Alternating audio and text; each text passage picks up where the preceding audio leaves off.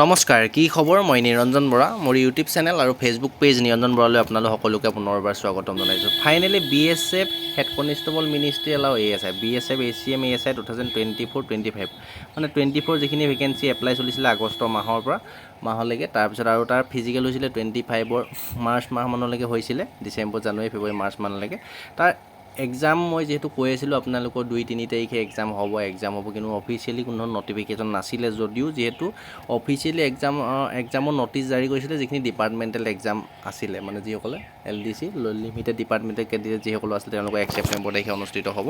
মই কৈছিলোঁ হ'লেও অনুমানিক আপোনালোকৰ 2-3 তাৰিখে হ'ব লাগে। ফাইনেলি সেইমতে আপোনালোকে এডমিট কাৰ্ড আহি গ'ল, এতিয়া আহি গ'ল জাষ্ট। মই বহুত দেৰি লাগি চাৰ্ভাৰটো যিটো প্ৰব্লেম হৈছে আপোনালোকৰ কাৰণে ভিডিঅ'টো বনাইছোঁ। এখন মোৰ নিজৰ এডমিট কাৰ্ড আপোনালোকে এখন চাই লওক। Border security force BSF admit card. ইয়াতে যদি চাই admit card for the computer based test মানে CBT এক্সামৰ যিখিনি হেড কনষ্টেবল আৰু ASI পোষ্ট আছিলে, মানে যিখিনি পাৰামিলিটাৰী ফ'ৰ্চৰ BSF CISF CRPF SSB ITBP CRPF Assam ৰাইফলৰ ক্লাৰ্ককে ধৰি গোটেইখিনি পোষ্ট কম্বাইনকৈ যিহেতু BSF নডেল এজেঞ্চিয়ে পাতিছে, তাৰ ফিজিকেল টেষ্ট কমপ্লিট হৈ গ'ল। যিসকল পাছ কৰি আছে আপোনালোকে এডমিট কাৰ্ড আহি গ'ল। মোৰ লাইভ আপোনালোকে চাওক, এইখন মোৰ নিজৰ এডমিট কাৰ্ড। ইয়াতে যদি চাই এইখিনি ৰোল নাম্বাৰ এনেকৈ আহিছে, এইখিনি মই দৌৰ পাছ কৰোঁতে মৰা এইটো ফটো ইয়াত তাত লোৱা, এইটো এপ্লাই কৰোঁতে লোৱা ফটো, দৌৰ পাছ কৰাৰ পিছত লোৱা ফটো এইটো এনেকৈ আহিব আপোনাৰ। মোৰ যদি এক্সাম ডাইৰেক্ট ডেটটো চাওক 3 ছেপ্টেম্বৰ 2026, 3 তাৰিখে পৰিছে ছেপ্টেম্বৰ মাহৰ। আজি যিহেতু আগষ্ট মাহৰ কিমান তাৰিখ হ'ল, আজি নিশ্চয় আগষ্ট মাহৰ 19 তাৰিখ, 3 তাৰিখে মাত্ৰ 10 দিনৰ আগত মই আহি যাব বুলি কৈছিলোঁ এডমিট কাৰ্ড। এতিয়া চাওক, যদি চেণ্টাৰটো যদি চাই Ecom tower 3rd floor VIP road OOST colony school Borjhar area Kahikuchi Guwahati আছে, মানে ইকম টাৱাৰত পৰিছে। এতিয়া আপোনালোকে এডমিট কাৰ্ডখন গম পালে, আৰু লগত কি নিব লাগিব, বৰ বিশেষ তেনেকুৱা ডকুমেণ্ট নাই। আপোনাৰ ID প্ৰুফ এটা লৈ যাব, লগতে ফটো 2 কপিমান হয়তো দৰকাৰ হ'ব পাৰে, আপুনি লৈ যাব। আৰু ফিজিকেল এডমিট কাৰ্ডখনো যদি পাৰে লৈ যাব, বেছি নালাগে, মুঠতে আধাৰ কাৰ্ডটো লাগে আৰু এডমিট কাৰ্ডখন লগত লৈ গ'লে হৈ যাব। আৰু ফটো 2 কপি লগত লৈ যাব, তাত হয়তো দৰকাৰ হ'ব পাৰে, বেলেগ কোনো প্ৰয়োজন নাই। এতিয়া আপোনালোকে এডমিট কাৰ্ডখন কেনেকৈ নিজৰ মোবাইল ফোনত ডাউনলোড কৰিব সেইটো মই দেখাই আছোঁ। যিহেতু চাৰ্ভাৰটো প্ৰব্লেম হৈ আছে ন, আপোনালোকে অলপ ধৈৰ্য ধৰি ভিডিঅ'টো চাব, নহ'লে কিন্তু একো বুজি নাপাব। মানে এডমিট কাৰ্ডখন কেনেকৈ ডাউনলোড কৰিব লাগিব, খুব ধুনীয়াকৈ আপুনি পাছপৰ্ট বনাব লাগিব, আগৰ ওল্ড পাছপৰ্ট বহাব লাগিব, গোটেইখিনি কথা বুজাই দিম। ভিডিঅ'টো শেষলৈকে চাই থাকক।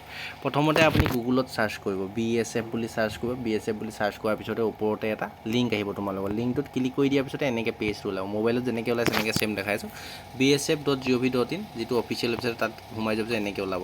এনেকৈ ওলাই যোৱাৰ পিছত ক'তো নাযাব, তাৰপিছত এনেকৈ ওলাব, অকণমান ওপৰলৈ ঠেলি দিবা। ঠেলি দিয়াৰ পিছতে এনেকৈ দেখিবা, ইয়াতে একেবাৰে ওপৰতে এইটো লিংক দেখিছে, BSF exam admit card live link only head constable ministerial and ASI steno candidate admit card has been live নাও।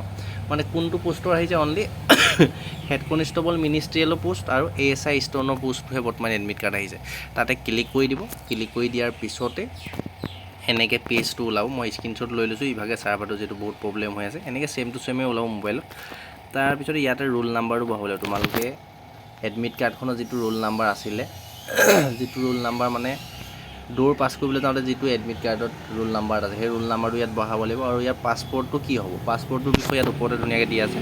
Your DOB will be your first time log in passport, মানে তোমাৰ ডেট অফ বাৰ্থটো দিব লাগিব। ইয়াত roll নাম্বাৰটো বহোৱাৰ পিছতে application ফৰ্মখনতো roll নাম্বাৰটো থাকিব এপ্লাই কৰা, আৰু লগতে ফিজিকেল দিবলৈ যাওঁতে যিখন এডমিট কাৰ্ড আছিলে, মই কৈছিলোঁ ন 2টা কপি ৰখাই থ'বা বুলি, তাতো আপোনাৰ ৰোল নাম্বাৰটো তোমালোকৰ থাকিব। এইটো বহাই লৈ তোমাৰ ডেট অফ বাৰ্থটো বহাই দিবা।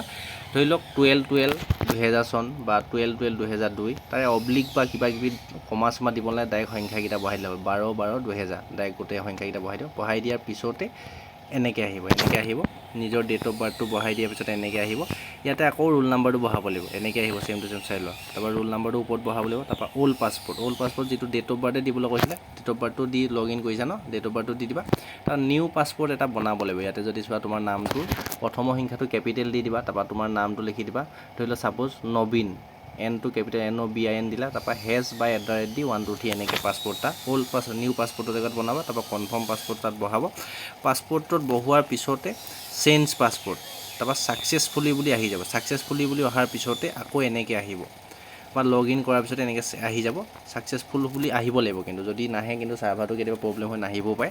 তাৰপিছত আকৌ ৰোল নাম্বাৰটো বহাব লাগিব। তাৰপৰা নেক্সট যিটো পাছপৰ্ট বনাইছিলা, বা নবীন হেজ 1 2 3 বা @ 1 2 3 যিটো পাছপৰ্ট বনাইছিলে, ইয়াত বহাব লাগিব নিউ পাছপৰ্টৰ জেগাত, ইউজাৰ পাছপৰ্টৰ জেগাত। তাৰপৰা ৰোল নাম্বাৰটো আকৌ বহাই তলত যিটো কেপচা কোড আছে ন 823117, এইটো কিন্তু বহাব লাগিব। বহাই লগ ইন কৰি দিব লাগিব। লগ ইন কৰি দিয়াৰ পিছতেই এডমিট কাৰ্ডখন মানে এডমিট কাৰ্ডৰ পেজটো খোল খাই যাব। বাই চান্স যদি তেনেকৈ নাহিলে কি কৰিবলৈ মই এতিয়া দেখাই আছোঁ। তেনেকৈ যদি নাহে তেতিয়া ফৰগেট পাছপোৰ্ট কৰিব লাগিব। ফৰগেট পাছপোৰ্ট কৰিবলৈ কি কৰিব লাগিব, ফৰগেট পাছপোৰ্টত ক্লিক কৰাৰ পিছত ৰোল নাম্বাৰটো বহাই আকৌ এইটো কেপচা কোডটো বহাই ফৰগেট ইউজাৰ আই ডি আৰু পাছপোৰ্টটো ক্লিক কৰি দিব লাগিব। ক্লিক কৰি দিয়াৰ পিছতে তোমাৰ কি হ'ব, মোবাইলত যিটো ইমেইল দিয়া আছিল ইমেইলত এনেকৈ আহি যাব যে user enter has valid link to reset password is sent to mail I D. যিটো ইমেইল আই ডি আছিলে ন সেই মেইলটো যদি লগ ইন হয় তাতে এটা লিংক পঠিয়াই দিব। লিংকটোত অ'কে কৰি পেলানি সেই লিংকটোলৈ এনেকৈ গুচি যাব লাগিব। মোৰ প্ৰথমতে যিহেতু পাছপোৰ্টটো নবনিছিলে তাৰপৰা এনেকৈ লিংকটো মেইলত আহি গ'ল। মেইলত আহি যদি সেনেকৈ পাছপোৰ্ট যিমতে বনাই মই লগ ইন কৰিবলৈ কৈছোঁ সেইমতে হ'লেতো হৈ যাব। যদি নহয় এনেকৈ মেইলত লিংকটো যাব। তাৰ ওপৰত www.digialm.com যিটো আছে তাতে ক্লিক কৰি দিব। ক্লিক কৰি দিয়াৰ পিছতে মেইলত যিটো মেছেজ যাব, ক্লিক কৰি দিয়াৰ পিছতে এনেকৈ আহি যাব। ইয়াতে ওপৰতে নিজৰ যিটো ৰেজিষ্ট্ৰেশ্যন নাম্বাৰ আছিলে নিউ পাছপোৰ্ট দিবৰ কাৰণে সেইটো ইয়াতে আহি যাব। সেইটো ওপৰত আহি যাব। এইটো মোৰ ৰোল নাম্বাৰটো ৰেজিষ্ট্ৰেশ্যন ৰোল নাম্বাৰটো আহি গৈছে দেখিছে। তাৰপৰা নিউ পাছপোৰ্ট এটা বনাব লাগিব। মোৰ ধৰি লওক নিৰঞ্জন হেজ 123 বা নিৰঞ্জন@123 এনেকৈ আপোনালোকৰ নামটো দি বনাব পাৰে। তাৰপৰা দুইটা ছেম বহাব, কনফাৰ্ম পাছপোৰ্ট কৰিব। তাৰপৰা ইয়াতে যিটো কেপচা আছে 879869 যিটো নাম্বাৰ আছে ইয়াতে টেক্সটটো ইয়াত বহাই কনফাৰ্ম কৰি দিব। কনফাৰ্ম কৰি দিয়াৰ পিছতেই এডমিট কাৰ্ডৰ পেজটো এনেকৈ খোল খাব। এনেকৈ আহি যাব ধুনীয়াকৈ। যেতিয়া পাছপোৰ্টটো বনি যাব এনেকৈ আহিব। ইয়াতে ধুনীয়াকৈ লিখা আছে এডমিট কাৰ্ড BSF এইখিনি এনেকৈ আহিব। নাম আহিব, ৰোল নাম্বাৰ আহিব, RA মানে ক'ত পৰিছে এক্সামটো গুৱাহাটী BSF RA মানেতো ৰিক্ৰুইটমেণ্ট ক'ৰ পৰা কৰিছে হেডকোৱাৰ্টাৰ গুৱাহাটী আণ্ডাৰত। তাৰপৰা এইটো cadre ministerial post head constable মিনিষ্ট্ৰিয়েলৰ পোষ্টত যিটো মই এপ্লাই কৰিছিলোঁ। ডেট অফ বাৰ্থ আহিব, তোমাৰ ফাদাৰ্ছ নেম, তাৰপৰা ফটো ID ফটোখন আৰু ছিগনেচাৰ ধুনীয়াকৈ ইয়াত আহি যাব। আহি যোৱাৰ পিছতে কি কৰিব লাগিব, ইয়াতে এটা অপশ্যন আছে ওপৰলৈ আছে এডমিট কাৰ্ড। সেই এডমিট কাৰ্ড অপশ্যনটোত ক্লিক কৰিব লাগিব। ক্লিক কৰি দিয়াৰ পিছতে এনেকৈ ওলাব। এনেকৈ ওলোৱাৰ পিছতে আকৌ এইখিনি পঢ়িবলৈ যদি ইচ্ছা হয় পঢ়ি লোৱা, নপঢ়িলেও নাই। তাৰপৰা আকৌ ইয়াতে এক্সাম ডেটটো ধুনীয়াকৈ দেখাই দিব। ইয়াত দেখাই দিছে 3/9/2026 তাৰিখে এক্সামটো হ'ব ইয়াত দেখাই দিছে আৰু এইটো চেণ্টাৰটো ইয়াত দেখাইছে।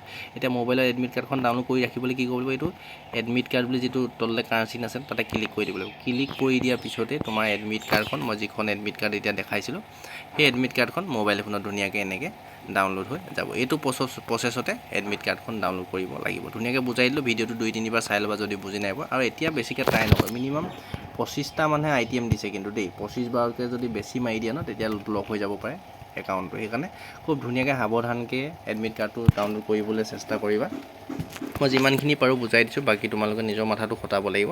এতিয়া নেক্সট 2-3 তাৰিখে যিটো এক্সামটো অনুষ্ঠিত হ'ব এইকেইদিন ভালদৰে প্ৰিপেৰেশ্যন কৰা। যদি BSF হেড কনষ্টেবল এটা ভাল চাকৰি ল'বলৈ ইচ্ছা আছে ন, চাকৰিটো ল'বৰ কাৰণে এক্সামত ভাল এটা নম্বৰ স্ক'ৰ কৰিব লাগিব। ভিডিঅ'টো শ্বেয়াৰ কৰি দিব। যিমান লগৰ বন্ধু বান্ধৱী আছিল, দাদা বাইদেউ আছিলে, ঘৰৰ পৰিয়ালৰ সদস্য যিমান আছিলে সকলোকে শ্বেয়াৰ কৰি দিব।